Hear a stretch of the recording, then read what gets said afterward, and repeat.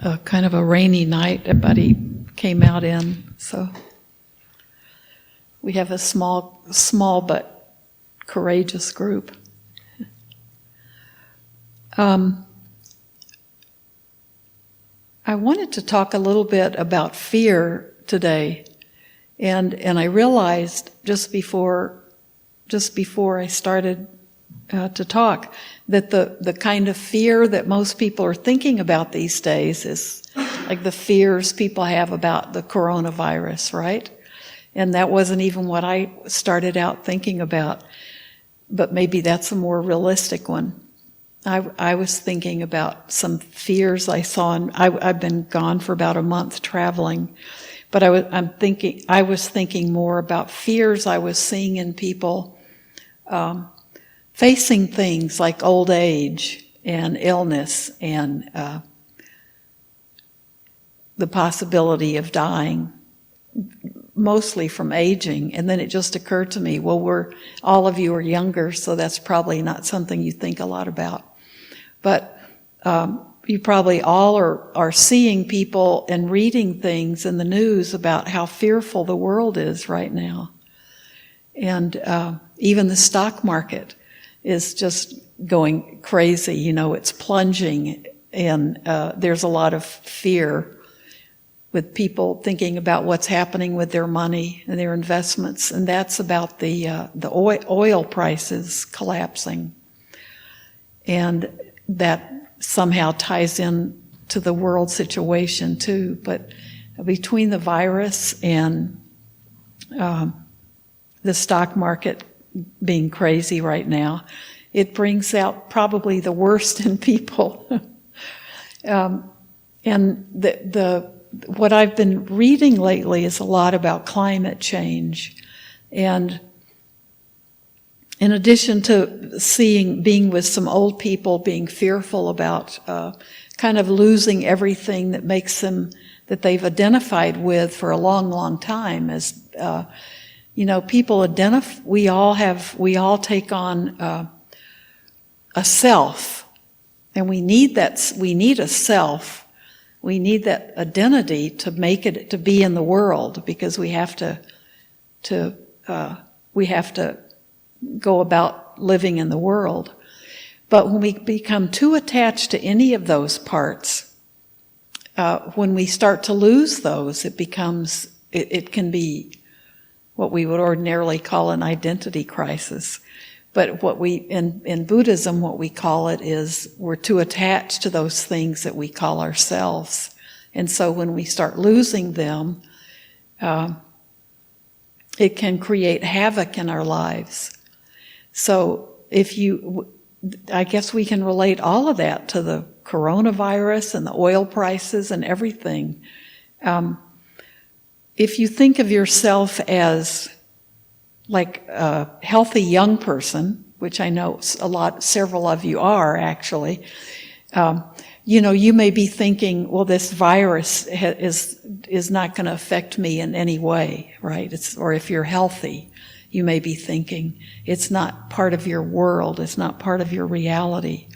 But if you're older, or you have certain health problems that make you be an at-risk person, you may be feeling a lot of nervousness about it. Like, well, I'm not really very concerned about stuff, but because I have this problem or that problem, or because I'm a lot older, or I have some kind of condition that makes me have a weak immune system, you may be having more fearful thoughts because your identity may be tied up more with those things you're losing about yourself than the things that you're holding on to pretty comfortably right now. So I wanted to ask, I've been thinking about climate change because I've taught, some of you know, I've just took an online class that discusses that from a Buddhist standpoint. And really the summary of the class would be, we read a lot of the Buddhist teachings that even talked about why this is even something that Buddhists would talk about, as climate change. And the Buddha talks a lot about there'll be, when there are times in every person's life when, there might be drought, or there might be starvation, or there might be diseases. There's always something going on in the world. And so we have to always be prepared for things like that. But the conclusion, even reading all the specific sort of situations the Buddha talks about, the conclusion that the teacher gave was the climate is changing, and it's changing very rapidly, and we're all going to see it. And it's not going to wait till we all have died and only affect really young people. It'll happen. We're already seeing a lot of it. And so what we really have to be looking at is how we're going to develop our own spiritual practices so we can handle this kind of change without it rattling us as much as it potentially can. So we have to learn how to be calm in the face of a changing world that's out of our control. We have to be people that others look to see that we're calm. We might need to have that quality of equanimity that the Buddha talks about, and it's one of the 4 top qualities that we talk about developing: loving kindness, compassion, appreciative joy, and then equanimity is the 4th, kind of the pinnacle of those. And that's that being able to accept things the way they are and work with it from that middle path, from that balanced way. And to always be able to kind of roll with the punches, to be able to keep moving and finding balance even when the world is in a very unbalanced, maybe chaotic place.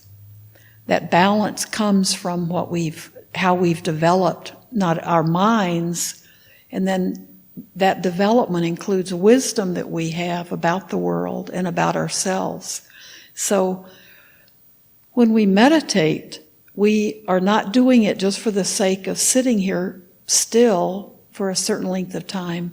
We're learning how to be still and quiet so we can see who we are and find out what makes us tick and what wisdom we already have within us.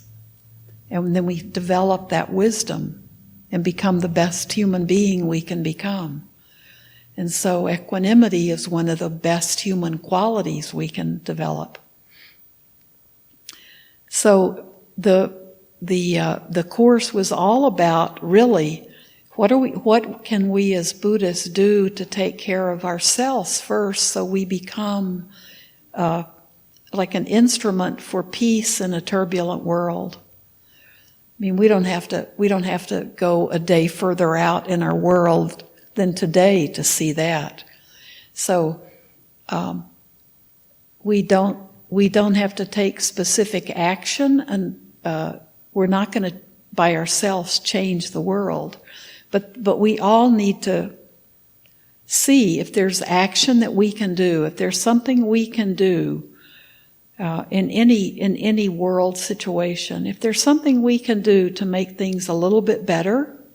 Maybe it's just to make things a little bit better first in your own household, or your own where you work, or might be if you're still in school, make things a little bit better at school.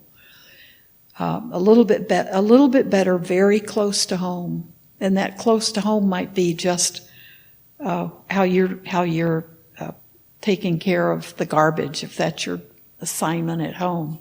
If you're trying to reduce the amount of garbage that we put into the landfills, or if you're trying to really make sure you're separating your things you can recycle, or if you're buying fewer that are wasting materials. But we have to do even those little changes. We have to do from a place of equanimity. We have to do those from a place of This is something I can do, and this is something that can be good for the planet. We don't do it because we're angry about the situation in the world. We do it from a place of loving the world.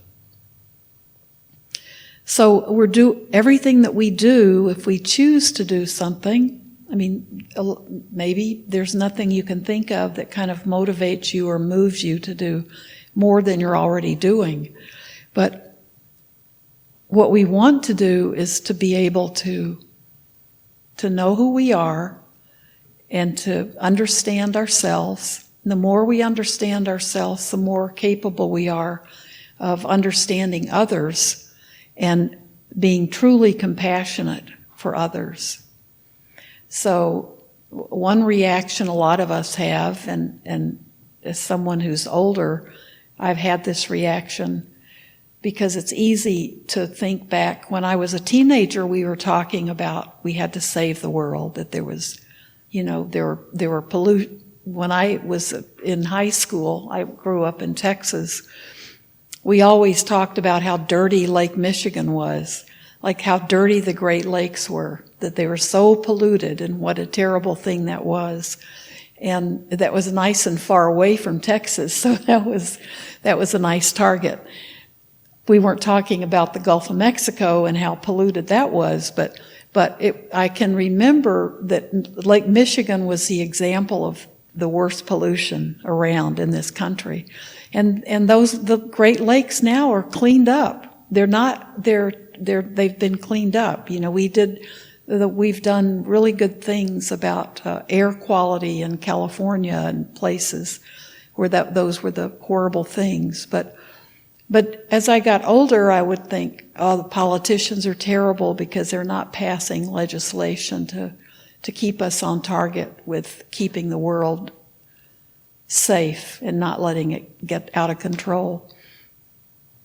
So a lot of times when we start doing that, we've lost compassion. We've lost compassion for others. And the compassion that we need to experience is even compassion for the politicians that we vote for or don't vote for. And we have to understand that people have made other reasons and made decisions to spend money or think about what we need in this country. We have to even have compassion, thinking all along we've been making the wrong decisions. All along we've been pushing the environment to the back. And now look where we are. So it's easy to be angry about the things that need to change or that we've waited too late to change. But being angry isn't developing the qualities the Buddha's asked us. The qualities that he's asked us to develop are the ones that really make us better people, not angrier people or not people who can start wars and maintain wars in society. But he's asked us to develop the qualities that are just the polar opposites of those. To be strong, but to be kind, and to be compassionate, and to be able to see joy and experience joy and appreciate joy in other people, and the ability that even in the worst of times to be balanced, and not to be worked up about one thing and then depressed about something else. Like as much as we can, he wants us to be even-keeled in all situations. So we come back to that final conclusion, which is whatever you do, be sure you do it from love. And the most important thing we can do is to absolutely begin with ourselves and make those inner changes that we need to make. And sometimes we don't. Sometimes it's easier for us to maybe sit and practice and meditate and read things and have a list of things that we'd like to see in the world, but really to change ourselves and to kind of focus in and see where we're not like taking that extra breath and not being angry at someone. We're not seeing ourselves get right back to the very basics of what we do in this practice and change our behaviors from minute to minute, like second to second. It's so easy to catch ourselves and then think, say something that we wish we hadn't said, and then 2 minutes later wish we hadn't said it. And it's so easy to get caught up in gossip or idle chatter or maybe other forms of speech that later we're thinking, I probably could have avoided that. It's so easy for us to not keep coming back to the basics. And when I say for us, I mean for me too. Sometimes it's like we get the bigger picture, but we forget how much it has to keep coming back to us personally. That real change has to come back to us with almost every breath we take. We have the potential to stop and think, am I where I'm supposed to be right now? With my speech and with my thinking and with not letting the unwholesome and the unskillful come up in me, and thinking of the really simple things that we need to be thinking about to kind of be cleaning up our own act on the earth. But especially in this spiritual path that we're on. So I was when I was traveling, I had one little example that I watched myself kind of lose it, and it was I was staying with some people, and while I was traveling for one part of my trip, and I came into the kitchen one morning to make coffee or see if someone else had made it. And the two people in the kitchen were talking, and they were talking about me, and it was and I didn't like what I heard them say, and I felt this wash of indignation, and really like this kind of I could feel it in my body. I could just feel it just like coming up from my gut and up into my head, and it was all because I overheard them say something they didn't want me to hear, and it was in my head I'm thinking what they were saying was totally inappropriate, not true, and it was. But I could feel the reaction that I had, which was I wanted to say something to really cut the person down. I wanted to say something like the perfect thing to put that person in their place, because there was like lots of really unwholesome, unskillful thoughts came into my head, and it was. That feeling of anger rising is not pleasant. That was the thing that was so powerful. It was like it made me feel dizzy because it was such a rush of. Maybe 30 years ago, that rush of anger would have felt good. I mean, I can remember being kind of righteous anger was something that I could enjoy. And now what we're trying to work with is to catch ourselves right in that instant where we see ourselves go from one mental state, and just because of, and the person who was talking is I've heard that same person do exactly the same thing with other people. So I should have been able to just not even pay attention to what she was saying, because over and over I had seen her, talk about someone behind their backs, and just it happened all the time. And so my reacting to it was really powerful for me, because I thought, I can see her do it to other people and notice it and think, well, that's not a good quality to have.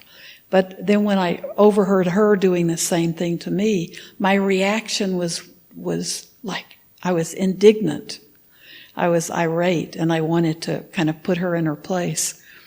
And so, thank goodness, there was another person in the house, and so I ended up going back and brushing my teeth, deciding I'm not going to eat breakfast, I'm not going to have coffee, I'm not going to go and do anything with that person today.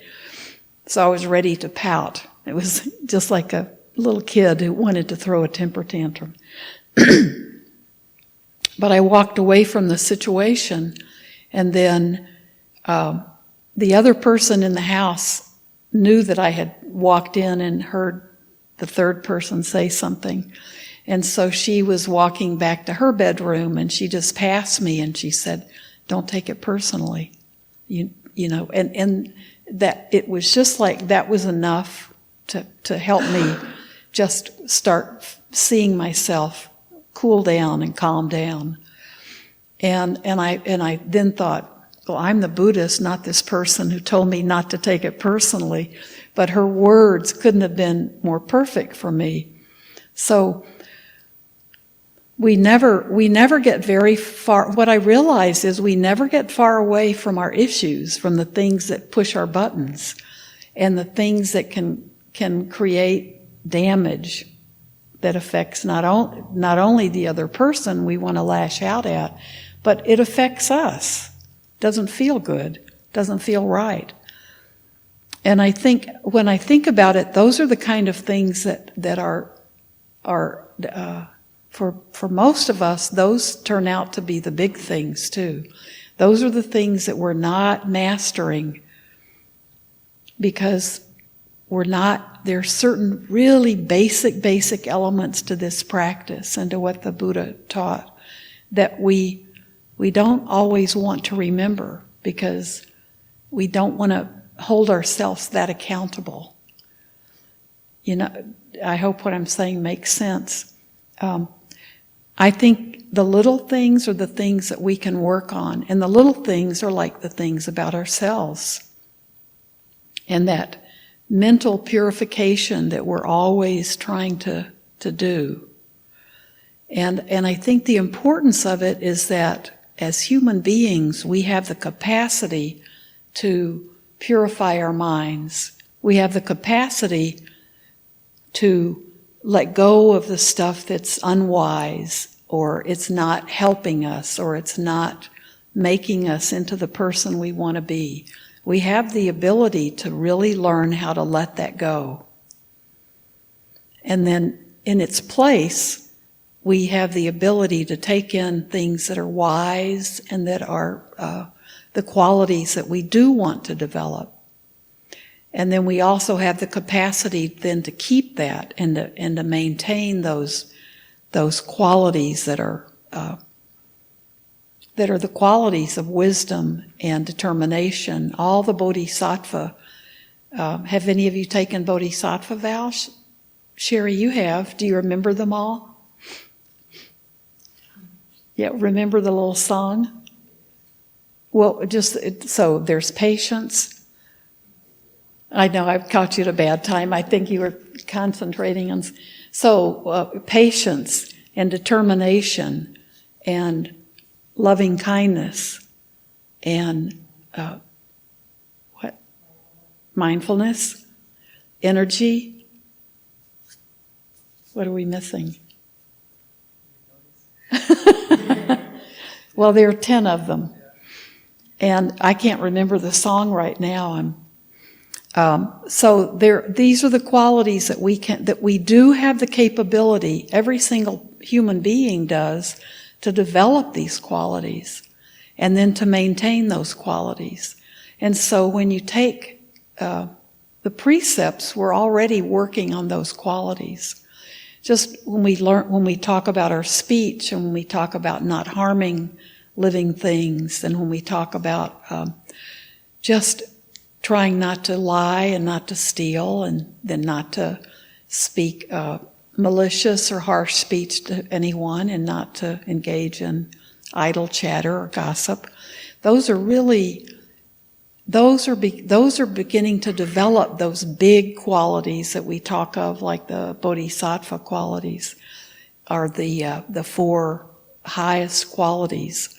Those are the things that we're working to become. We want those to be the qualities that we're always radiating out.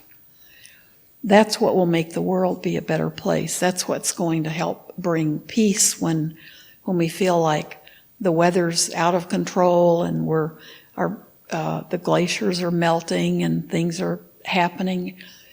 It's what's really important is, can we still live with the practice that the Buddha's taught us about, that he's been a wonderful, wise teacher about. And it doesn't even have to be the climate. It can be things like when you're going through a difficulty in your life, a chronic illness, or losing a job, or going through a divorce or the breakup of a relationship, or when you're aging and you're seeing the qualities. I heard one person who's very late 80s tell me recently that someone had asked her to do some volunteer work, but it was in creating ideas and coming up with ways to find funding for a big foundation. And that's what she had done when she worked. And she said, it felt so good to have someone ask me to use that part of my brain that that's what I've always thought was my strongest skill. Because she knows she's losing some of that, but she loved the idea that someone still recognized that about her and valued her as a resource, because it's almost there in her sleep, it's just part of who she is. So as we get older, we start to lose some of the things that maybe defined us when we were younger. But if we can deal with all of that, like if we can age with grace and age without fear, and move through all these difficult transitions that we all have in our lives, letting go of fear, but embracing those qualities that we can actually spend. That's worth spending our time and energy on, is to develop those qualities, because those are the qualities that will be there for us when everything else falls apart, when everything else, and I'm not just talking about the climate, but eventually all things fall apart, right? The Buddha said all things rise. All conditioned things are impermanent. Their nature is to rise, stay for a little while, and then to fall apart again, because they are conditioned, and that's the nature. That's the nature. Which one of our monks always says that? That's the nature. But we would say that's the nature of this world, right? That's the nature of things. That's the nature of reality. And that's what we're trying to learn how to live in harmony with. We have all these wonderful, great qualities for a certain length of time, and then we lose those. And eventually, this body breaks down. We lose that. But in the meantime, what we can be doing is really picking and choosing what we're instead of thinking about fear, we need to be really thinking about what qualities will be there for us no matter what happens. No matter if I'm in if you're in a car accident and you lose the use of your legs tomorrow, what are the qualities that we all want to develop that can help us have equanimity even in a situation like that? So now I've given everybody things to be fearful about, but I think we can be inspired by the teachings of the Buddha to work so perfectly and beautifully with our own little piece of the earth. We can learn to be quiet and silent and listen to what's going on inside of us. And that's our best teacher. That is our teacher. We're surrendering to that better part of ourselves that's within. And if we stay true to that and just work on developing wisdom and insight and working with what we have, working with what is ours to work with, we'll be fine. We'll make it. We'll be